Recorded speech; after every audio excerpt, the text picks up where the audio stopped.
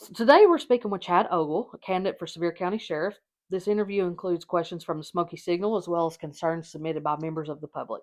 Our goal is to give voters clear information so they can make an informed decision. Thank you for taking the time to speak with me today. Thank you for having me. Yeah, absolutely. All right, so Chad, what motivated you to run for sheriff? Well, I don't know if we have enough time to answer that question fully, but here's what I will say to you. Um, Always wanted to be in law enforcement, like a lot of little boys do. But started with me. I was 5 or 6 years old. I had an uncle that was close friends. His name was Fred Ogle, and he was close friends with the current sheriff at that time, Carmen Townsend, and would spend a lot of time with Carmen. So he took me down one day to visit the old jail that no longer exists and walked me downstairs. And a lot of the locals that have been around for a long time will remember what this means down into where the bullpen was. And you could imagine, as I remembered that, it scared me to death Mhm. as a little boy, but it intrigued me. And at that point, ever since then, I dreamed of having one of those green and white cars and working for the sheriff's office. And so life took me some different directions. But when I came back in to work at the sheriff's office and begin to climb through the ranks, and as you know, I was a patrol sergeant just recently when I resigned.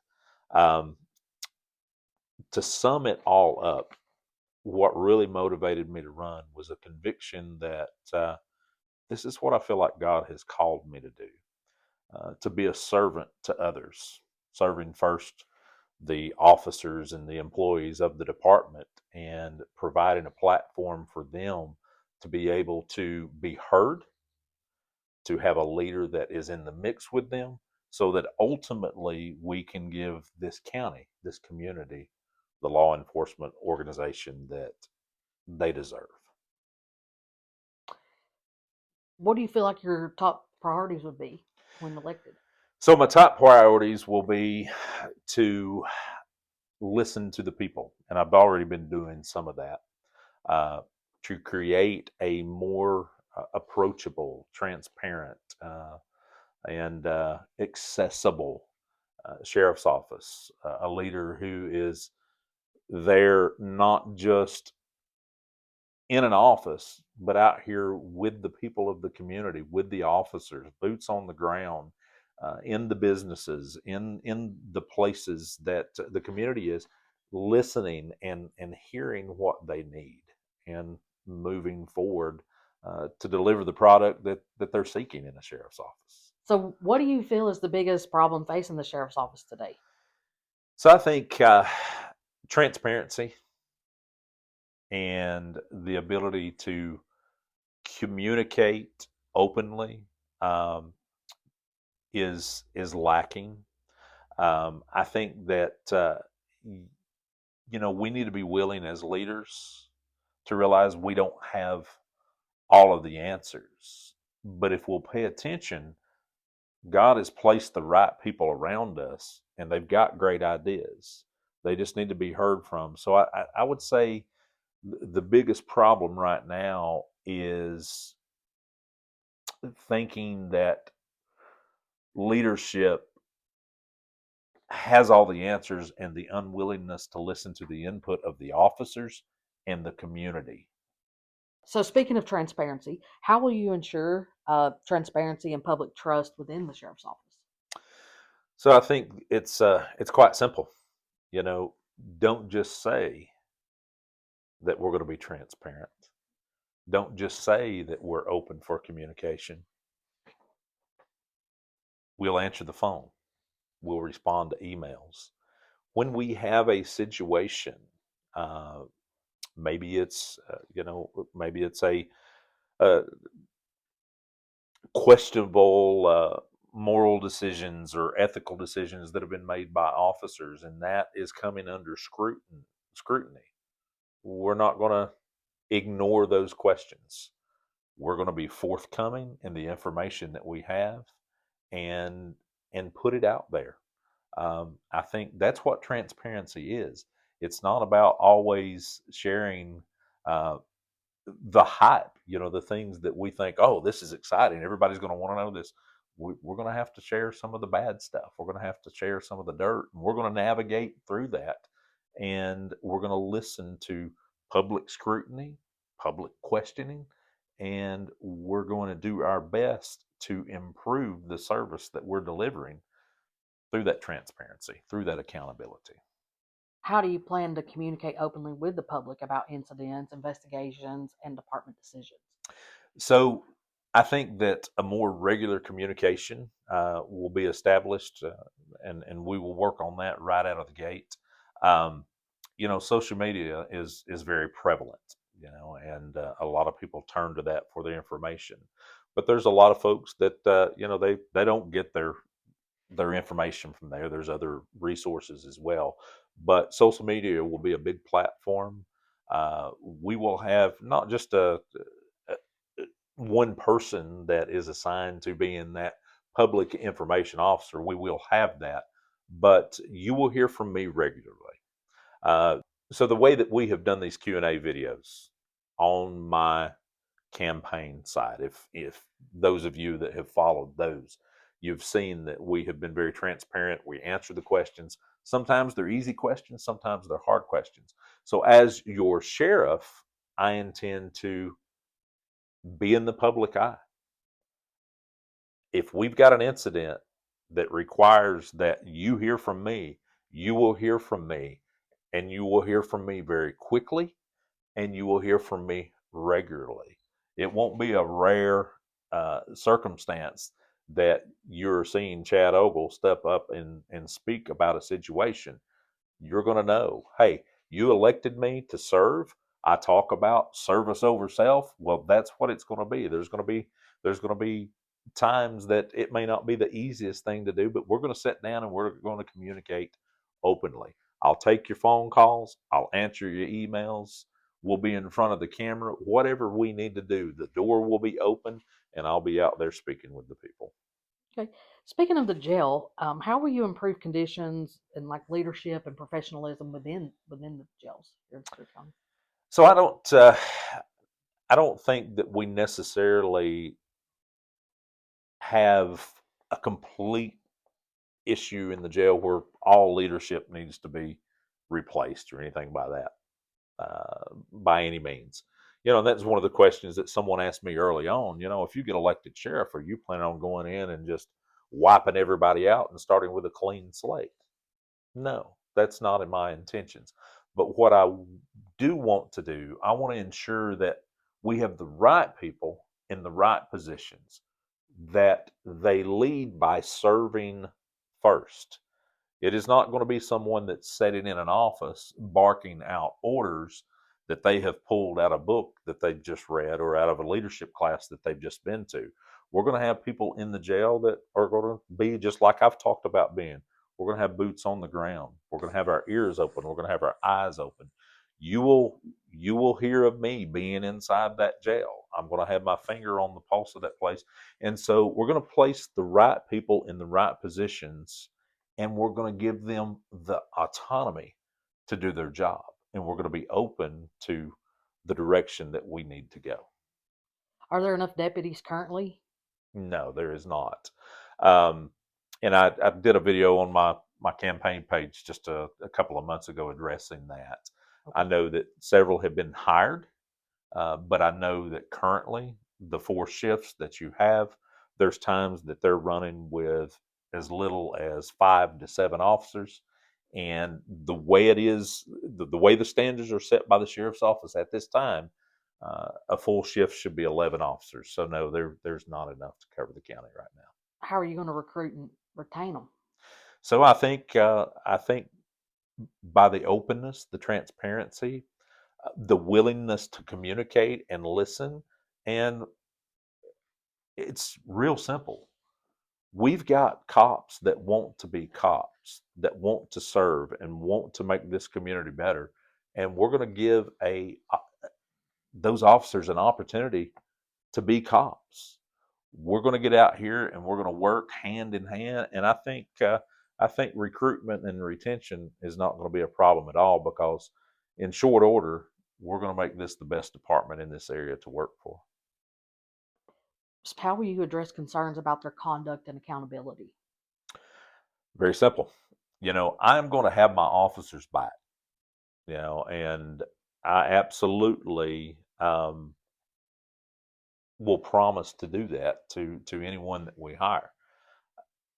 My guys and gals, when I say my guys and gals, the team that I've been blessed to work with, both in many years in the car business, this is the way I operated as a manager, as a leader, and then in law enforcement. One of my favorite sayings to them is, "Look, guys, I will take a grenade for you. I'll throw myself over a grenade for you. Let me know you have pulled the pin. I'll still throw myself on it, but I need to know. Don't blindside me." So that's all I ask of my officers. Conduct yourself in a manner that is worthy of being a sheriff's deputy. You're held to a higher standard. Hold yourself to that. And we can deal with a mistake. We're all going to make mistakes from time to time, but we're not going to operate unethically or with a lack of morals. And if we have that situation, that will be dealt with firmly and it will be dealt with openly. The community will know this is the situation, this is what happened, and these are the actions that have been taken. Switching gears just a little bit, how will you address the drug crimes, including fentanyl? Well, there again, this comes this comes back to listening, listening to the officers that are out here doing the job, listening to the community, and focusing. I think we have a great unit that is assigned to the drug problem. It's called the Nova unit. It used to be called street crimes, and we work, with other agencies, and there's task force and all, without getting into a great detail. But here's what I'll say to you: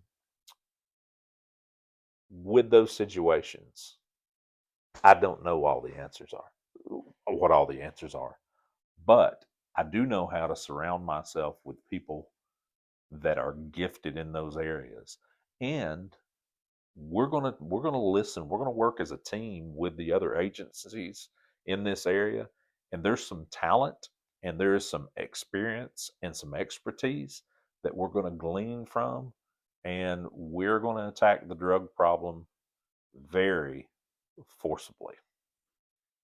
What about the violent crime and repeat offenders?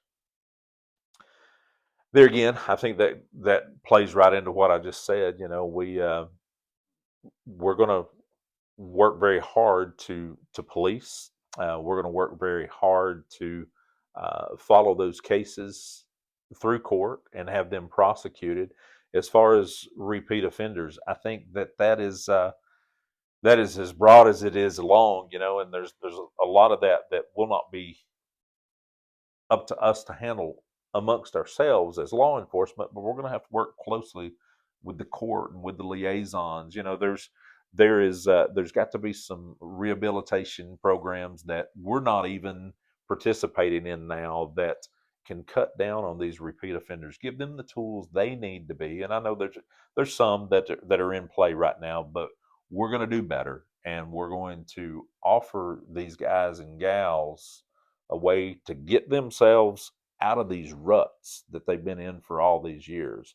Um, what people know about me that know me, they know that if there's someone that needs to be dealt with harshly and quickly and swiftly and brought to justice, we will do that.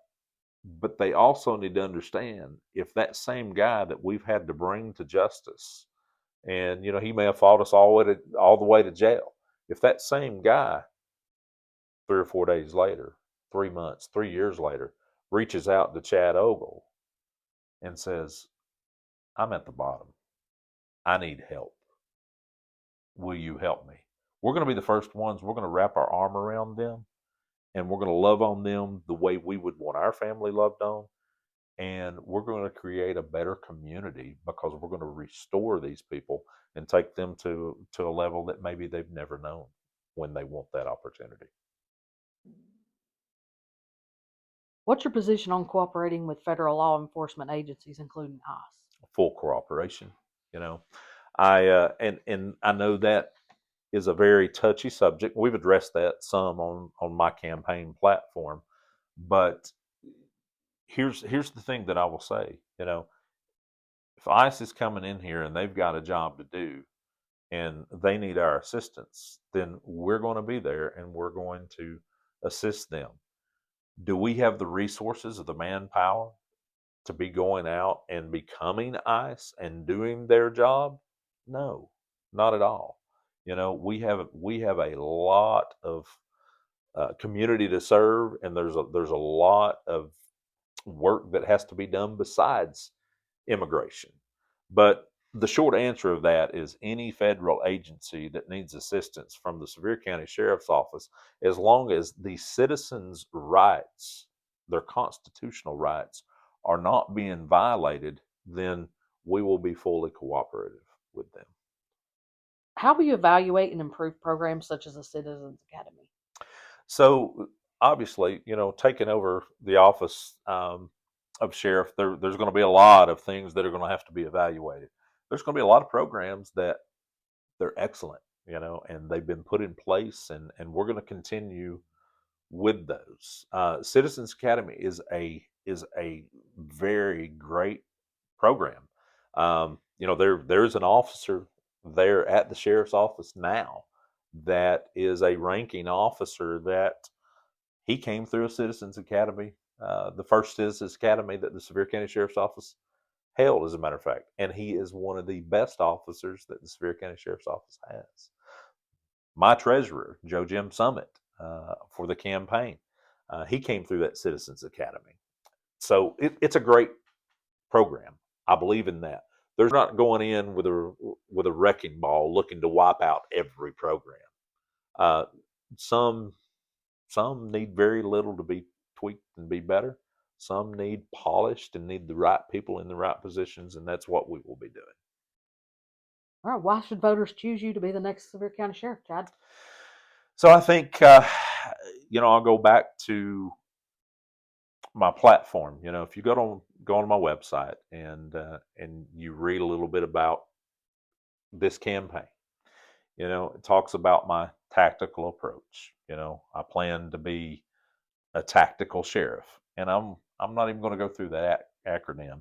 I'm going to invite you to go to my website, read that, follow up with that. But in that tactical, transparency, accountability, courage, compassion, some of those things are going to be what you're going to read about, and that's what you will have. My commitment to the people of Sevier County is this, and here's why I feel like you should choose me as your sheriff, because that's what I will be. I will be your sheriff. I will be the people's sheriff. Someone asked me a few weeks ago, "Are you going to be a Republican sheriff?" Uh, I'm running on the Republican ticket, but I'm not going to be a sheriff just for the Republicans. I'm going to be a sheriff for the Democrats. I'm going to be a sheriff for the independents. I'm going to be a sheriff for the non-voters. I'm going to be a sheriff for the church folks. I'm going to be a sheriff for the atheist. I'm going to be a sheriff for the heterosexual and the straight, for the gay and the lesbians. I will be the people's sheriff, and I will serve you no matter what label you choose to wear, because labels are just that. They're just labels, and I'm here to serve the people.